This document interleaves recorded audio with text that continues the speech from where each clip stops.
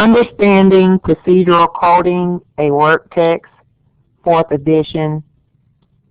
In this presentation, we're going to cover Chapter 22, which is for medicine, and Chapter 23, which is for HCPCS. We're going to begin with Chapter 22 and the discussion of the medicine chapter. If you would please pull out your coding manual and flip over to the medicine section. That's right behind your radiology, your pathology, and laboratory sections in the previous chapters. It's toward the back of your CPT manual. As a matter of fact, if you have your CPT manual 2014, you will find your medicine guidelines, the green pages, starting on page 520, and your actual first code starting on page 522. Again, that's the CPT Coding Manual 2014. Now, in your medicine chapter, you're going to find non-invasive or minimally invasive diagnostic and therapeutic procedures and services. In your medicine section, there are procedures and services that are procedure-oriented and that apply to various medical specialties, for example, like ophthalmology or gastroenterology or psychiatry, or they apply to different types of healthcare providers like physical therapists or occupational therapists. A lot of these codes, you can use these alongside your other, or report them alongside other CPT codes from other sections. You, in this code section, it starts with code 90281. That's the first code to jump off the medicine section. In this section, you're starting with your immune globulin serum or recombinant products. When we talk about immune globulins, we're looking at antibodies, and they administer these antibodies into the body to build up immunity. Most of the time in this section, you're going to see the administration be intramuscularly, but you're going to have to look at your code descriptors to see exactly what the route of administration is, or is reflected in that code selection. The codes in this range are going to be reported in addition to your administration codes, and they're going to be modifier 51 exempt as your book brings out. All right, and if you just pay attention, look a little closer at the code, you will see it mention administration, route of administration. For example, your 90281 says intramuscular. However, your 90283 says intravenous. And you go further, you see some other descriptors in terms of administration. All right. The last code in that section is for unlisted immune globulin. That's your 90399. From there, it goes to another section, which is your immunization administration for vaccines and toxoids. That begins your 90460, starts that section off. Your textbook tells you that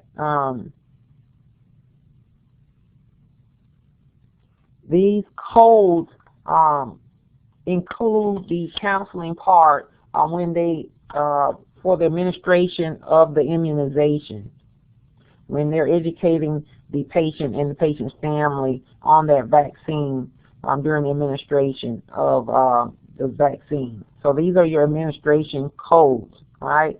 So there's going to be a separate code needed for the actual vaccine. So when you get vaccinations, there's actually two codes that are going to be needed to report the service. So if you look at those, you'll see immunization administration lead the codes, and you'll see your add-on codes for each additional vaccine or toxoid component administered.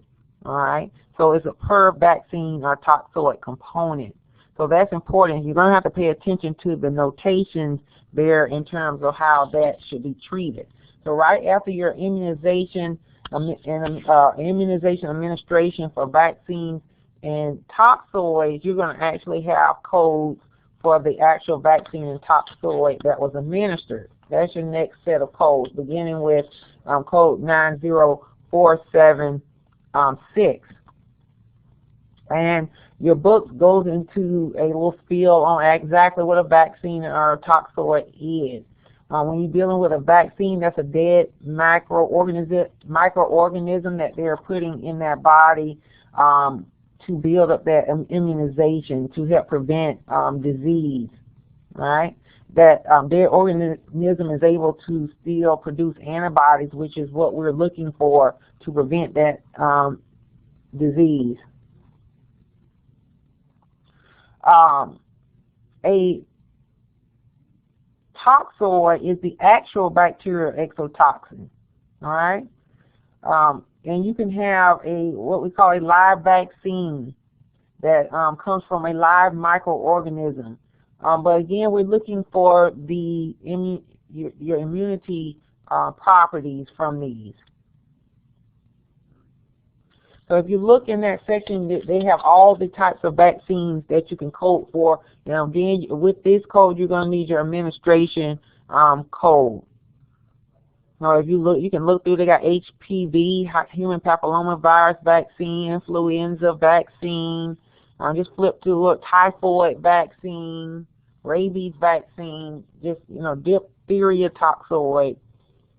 And then your 90749 is an unlisted vaccine toxoid. So in case you don't have what you're looking for in that section, you would use the unlisted code. All right. From that, the next section would be for your psychiatry. That starts with, you flip over, 90785 will be your first code in your psychiatry. These codes will be used by a psychiatrist to code for different types of treatments and procedures. You have evaluations on this section, psychotherapy codes. They're starting at your 90832, and with those codes, they are based on time, how long the time for the therapy, and on if they have an E&M service within the therapy service. You got psychotherapy for crisis situations, also based on time, looking at face-to-face time, and it could be interrupted face-to-face time, and that's still included. You got psychoanalysis, you got family psychotherapy, group psychotherapy, individual therapy, pharmacologic management services that falls under here, hypnotherapy also under here, and all of these codes for psychiatry. Okay. All right, flipping through, there was a extensive amount of notation there under your psychotherapy. But flipping through, you have a section for dialysis, and I'm pretty sure you all are familiar with dialysis. And actually, before I even get to that, we skipped a little section on in the green on biofeedback. Biofeedback is on page 531 of your coding manual. I'm just going to say a few things on that. Biofeedback deals with helping the patient to kind of control some of their involuntary physiologic functions. And so what the procedures that they use to do that you're going to code from this section. They give you some examples like blood pressure and incontinence would be what they are identifying as a involuntary physiologic function. So you will pick codes from here based on the modality for those kind of procedures. Now, moving back to the dialysis, which is on page 532 of your coding manual. You got several types of dialysis that falls under this section. It begins with your hemodialysis. It uses that I can't even say it, your hemodialyzer machine that filters the blood for a person whose kidneys is not working. So it filters that blood through that hemodialysis machine. You actually got a picture of that, figure 22-1 in your book, of a person on a dialysis machine. So you got your codes for that there, starting with your 90935, and it tells you in there like a single provider evaluation, and you got a code for repeated evaluations. You got access flow studies that fall under the hemodialysis section. Now you also have where it tells you that the E&M services are included in the code, but then you also have some other procedures falling under dialysis. You have a peritoneal dialysis. That's another type where it's not going through that dialysis machine, but they're actually filtering the waste from the blood through the actual peritoneal membrane. Okay. Then there are a couple of other procedures under the dialysis section, like hemoperfusion is one, but you can take a look at those different procedures there in the dialysis.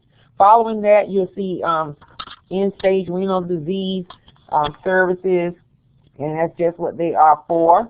You report the codes. It starts with your code 90951 codes in that section, that 90951 through 90966. They're going to report those once a month. The codes right after that, the 90967 to 90970, are for services that are less than a month and are billed per day. And you need to look at age to code from that section and place of service. All right. So basically, this end-stage renal disease, that's kidney failure, and so they have to have services for that ESRD, and that's what these codes are. If you look at 90951, it says for patients younger than 2 years of age, so that's like where the age comes in for those services. They mention age in the description.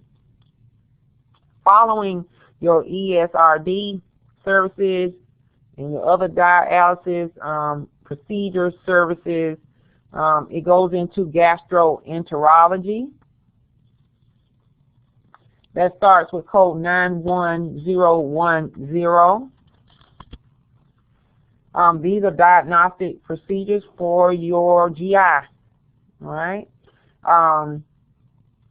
You report your E&M services separately for this code range. And your book also instructs you that you want to check out the codes in the GI section before you code from this section of the medicine chapter. Okay. Ophthalmology services, our code ranges. If you flip over, starting with 92002, and there are some notes there you want to pay attention to. And one thing you'll notice right off the top for the first section of general services is for new patient, established patient, is the way it's separated out. So your ophthalmologist, your optometrist, your ophthalmologist will code from this section. And you see your new patient, established patient. You also see it's differentiated by whether services was intermediate or comprehensive. And you can see that in the codes as well. Like, for example, your 92002 is for new patient, intermediate, and then your 92004, new patient, comprehensive. Okay. You got a section here for special ophthalmological services.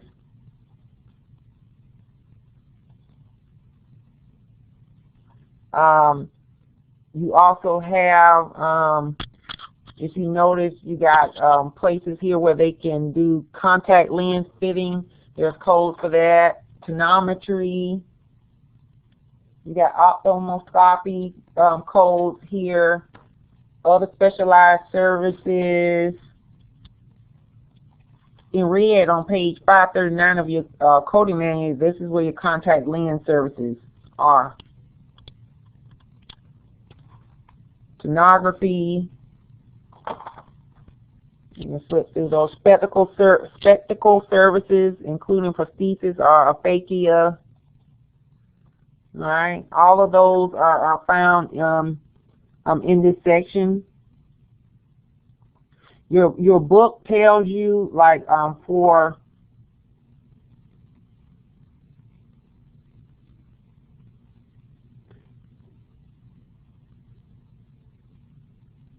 I was getting ready to tell you something about those services, but I think I've already covered it. So basically everything for your ophthalmology coding, in terms for eyes and stuff, your contact lens, your tonometry, examinations for the eye, biometry tests for glaucoma, all of those are going to fall in this section. That's pretty straightforward.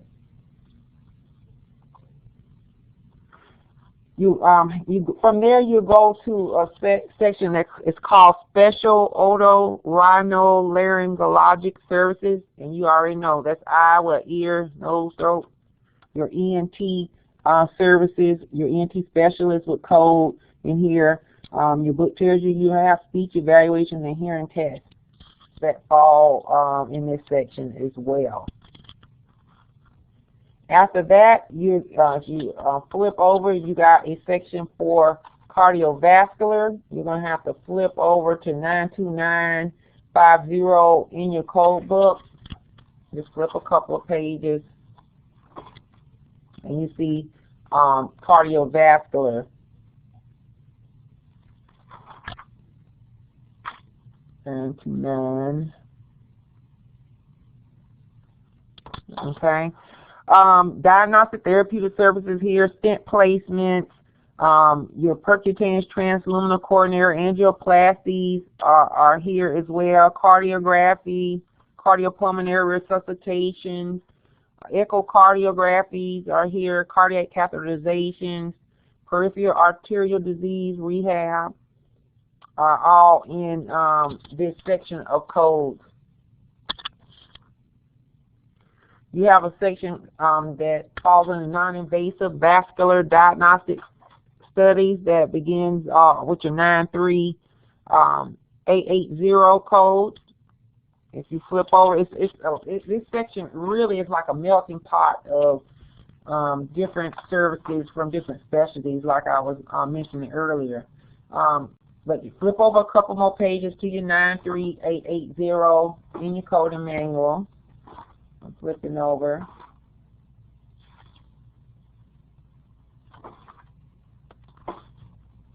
Maybe I should have put some more. Here we go. It's on page 570. You got to flip fast. This is your non-invasive vascular diagnostic studies. What your book tells you that you need to have the vascular study as well as the imaging to have what you need to code from this section, the supporting information for this section of codes. And you got all kinds of studies here. Your venous studies, arterial studies, vascular studies. And if you check there's a whole lot of information here to explain some of the stuff that you're seeing in the coding descriptors, like a Doppler study. It has information on, explain to you what that is. You see something says duplex scan in your 93880, where right in that notation information, it tells you what a duplex scan is. So you are able to really go back and reference the notations above those codes if there's any question as to what you're coding for. Something else important here is the slide here brings out if they're using a handheld screening device, this is not going to be enough to code, to report codes for payment. So that's important because that may be documented in the medical record information, but this is not going to be enough for you to code from this section. So that's important. If you flip on forward after we leave the non-invasive vascular diagnostic studies, the next section is for pulmonary, right? These codes include labs and physician services. Interpretations is also included, and you're going to find different types of things in here: bronchospasm evaluations, spirometry testing, breathing response testing, aerosol inhalation treatments are all going to be found in this coding section. Again, as we mentioned in an earlier section, I think we were talking about GI codes. You're going to want to check in your respiratory section of coding first before trying to use a code in your pulmonary medicine section.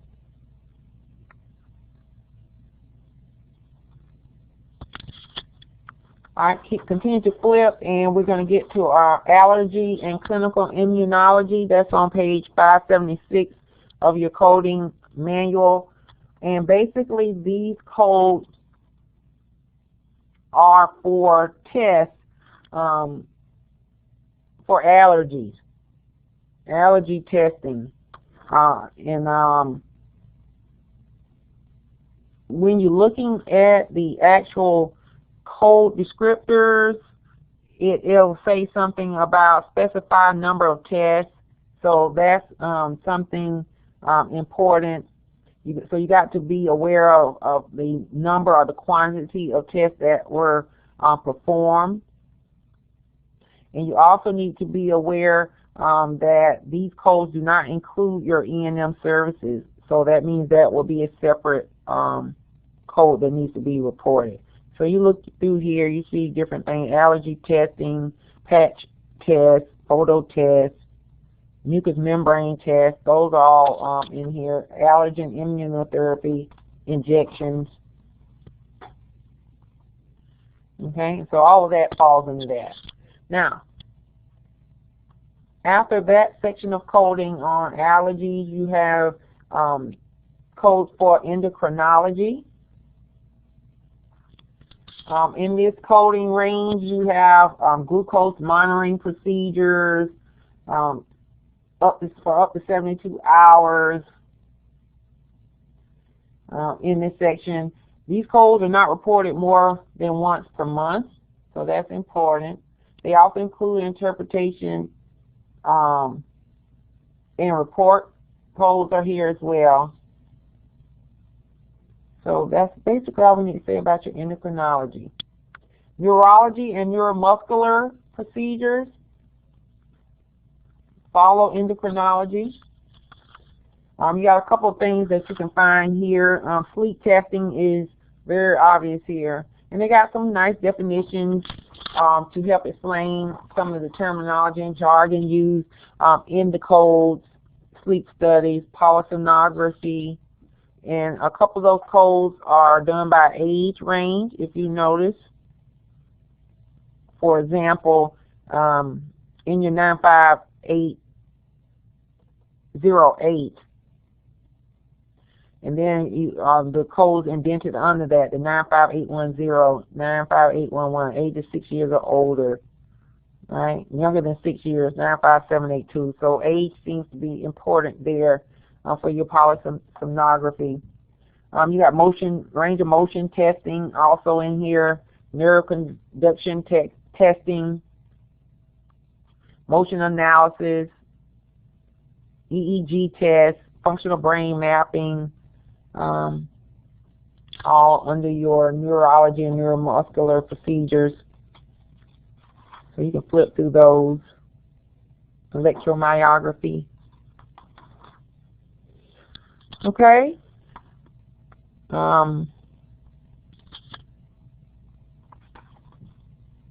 All right, reflex test, neurostimulators. Nice pictures there. So that all makes up our neurology and neuromuscular procedures. Following that section of codes, you got your central nervous system assessment tests and health and behavior assessment interventions. That starts with 96101, starts that section. That's on page 590 of your coding manual. These are tests and assessments on your central nervous system. When we're coding here, we need to know time, the duration, face-to-face time used in order to report or differentiate between these codes. You got assessments and intervention coding here, starting with your 96150. You see that down under health and behavior assessment and intervention. When we code in this section, the codes are between whether it's a assessment or an intervention. And in terms of your assessments, they are, you have your initial assessment, and then you got your reassessment. So like, for example, in your 96150, that's for an initial assessment, whereas your 96151 is a reassessment. And then 96152 starts with your interventions. And it tells you that each of these codes are in 15-minute time periods. And you can see that. For example, your 96152 says health and behavior intervention, each 15 minutes face-to-face individual. Then you got groups. Then you got family. All right? So that's pretty clear there, I think.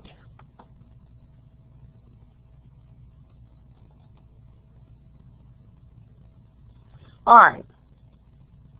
Is it moving? All right, next section, let's move on, is on hydration, injections, and infusions, and chemotherapy. That's what we're looking at next.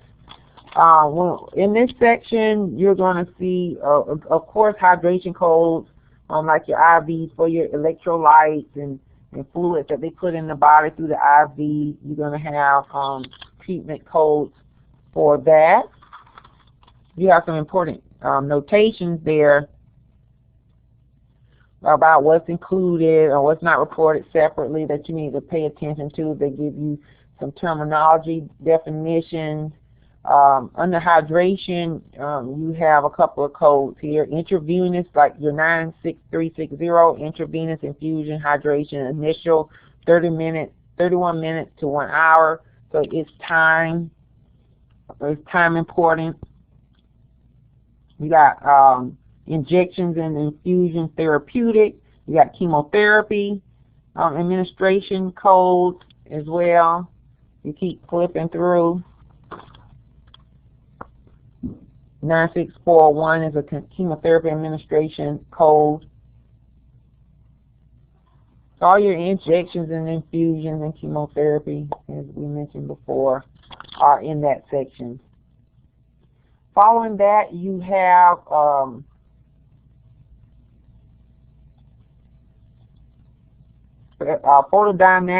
photodynamic therapy, 96567 codes.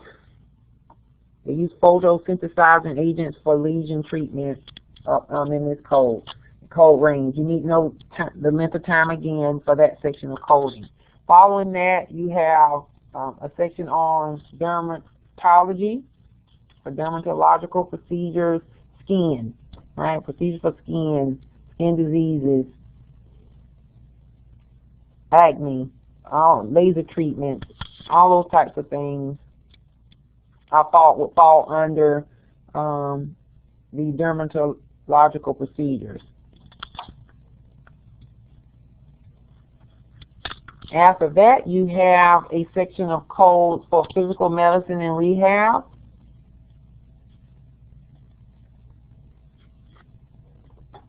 Starting with your 97001, you got physical therapy evaluation, reevaluation, occupational therapy, evaluation and reevaluation.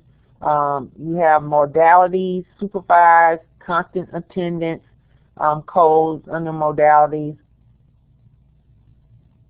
which just pretty much means the mode of how they're going to provide the therapy, is what they mean by that.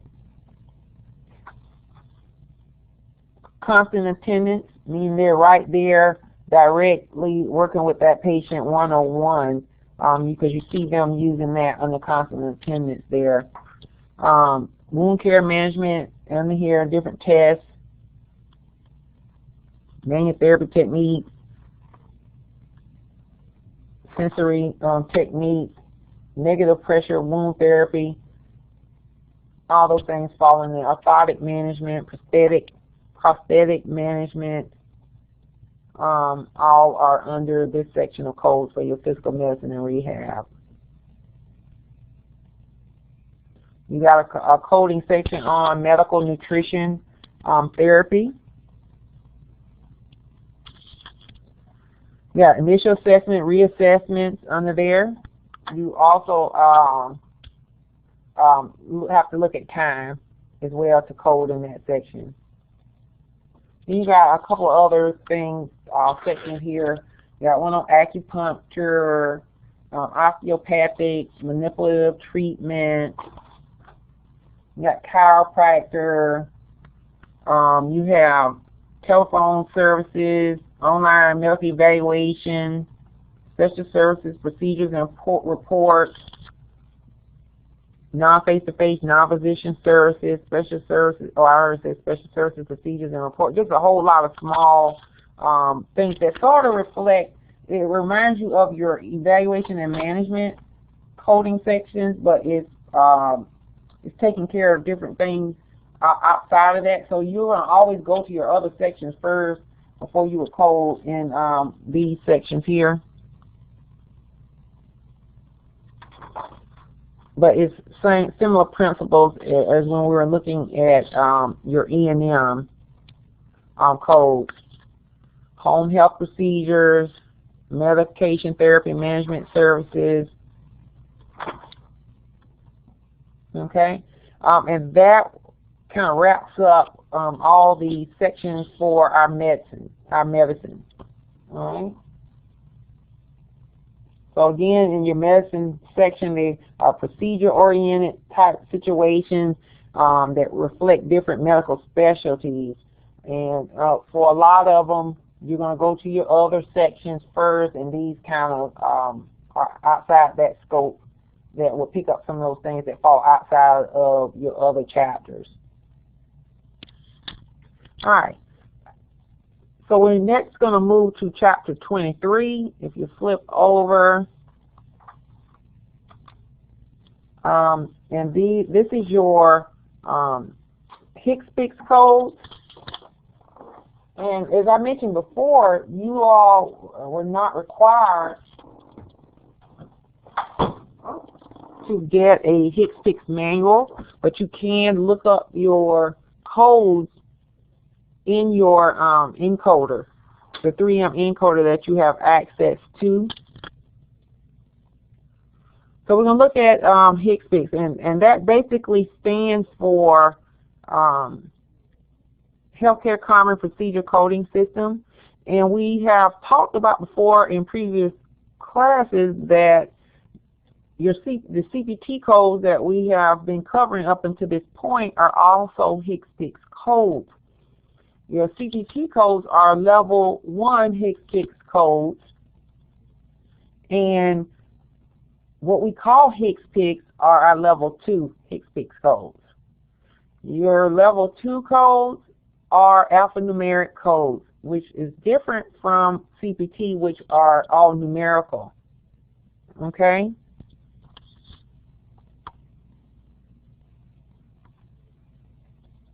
Now there are several sections in HIM2253C, and they begin with letters, and we're just going to go through them briefly, because one thing that's important to note about your HIM2253C section is that it's very similar to your CPT manual. You're going to look up codes exactly the same. You're going to go to the index and you're going to verify in your tabular. It's just that the actual things that you're looking up are going to be different, right? Whereas you're looking up more or less procedures, we're going to be looking up supplies, those types of things, medications, prosthetics, and any other services that we don't find in the CPT. We can look in our HCPCS and pull codes for them there. And like I say, there are several sections to HCPCS. Your A codes, which are codes that are going to begin with A. For example, your A0021. These are for transportation services. Right? Your B codes are for enteral and parenteral therapy.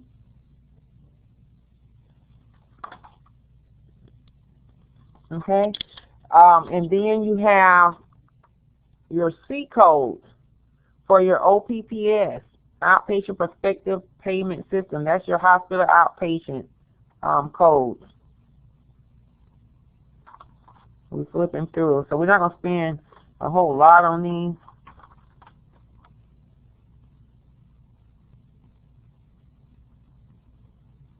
Alright, so those codes, like your C codes, you'll see like your critical access hospitals, and other types of hospitals, any health services, they tell you use these codes. D codes are dental codes. They begin with D. You got E codes for durable medical equipment, DMEs. This will include things like your walkers, your crutchers, pacemakers, those types of things. You got G codes. Codes begin with G. For professional procedures and services that you're not going to find in your CPT manual. For example, they give you in your book G0156, Services of Home Health Hospice Aid in a home health or hospice setting each 15 minutes. So that's an example of a G code. You got H codes for your alcohol and drug abuse treatments, starting with 80001. J codes are for drugs, right? Drugs. Then you have K codes. K codes are your temporary codes assigned to your DME regional carriers, all right? Medicare administrative contractors. So your book tells you these codes are used to report DME wheelchairs and accessories to DME regional carriers instead of to Medicare. Then you have L codes for orthotic devices, halo procedures, scoliosis procedures.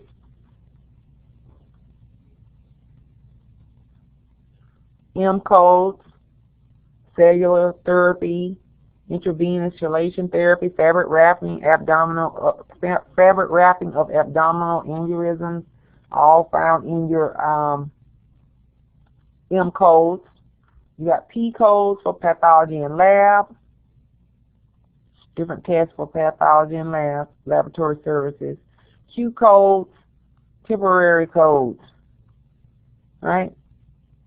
Your temporary codes, your Q codes are going to be if, maybe you have some new type supplies or some type of drugs or something that's new that have not yet been made permanent because they're still new. Then you can go to your Q codes and pull a code from there because they don't have a code assigned to them as of yet. Or maybe they won't ever, it just depends, it's not guaranteed. Your R codes are for radiology services. Your S codes are your temporary national codes. for non-Medicare payers. And we already talked about temporary codes. You got T codes, the temporary codes for your Medicaid agencies. And then you have finally your V code for your vision services. Okay? Now, just like in CPT, how CPT has appendices, there are also appendices in your HCPCS coding manual. And I think there are about 6. Your appendix 1 is for your table of drugs. Okay. Your appendix 2 are for identifying a list of your modifiers. And you know that your HCPCS modifiers are alphanumeric as well. Your appendix 3 are for acronyms and abbreviations.